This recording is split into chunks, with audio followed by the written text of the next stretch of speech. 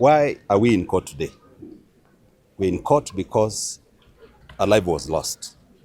And the investigation zeroed in on the subject that has made us to come to court today. But what are the parameters of the investigations that the investigations team have to do?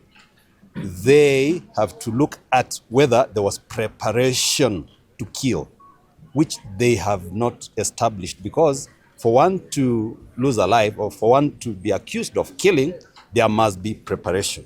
That preparation, malice aforethought, there isn't any in this instance because it was spontaneous, and in that spontaneity, issues happened. So why then is he not being charged for murder?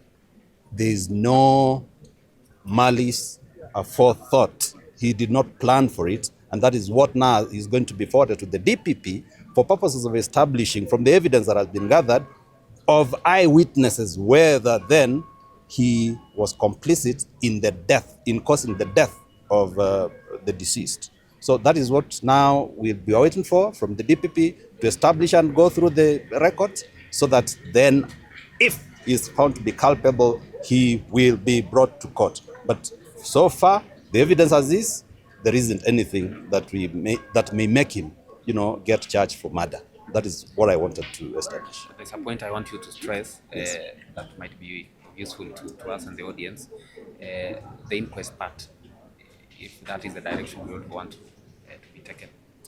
If the state decides that it goes the inquest way, it will call all those eyewitnesses who are purporting to have seen the transactions of that material day to come and establish what indeed they saw by their own senses, by their own eyes, so that a finger is pointed out to anybody who may be having a hand in causing the death. It is just an inquiry on the circumstances surrounding or the events preceding the unfortunate shooting.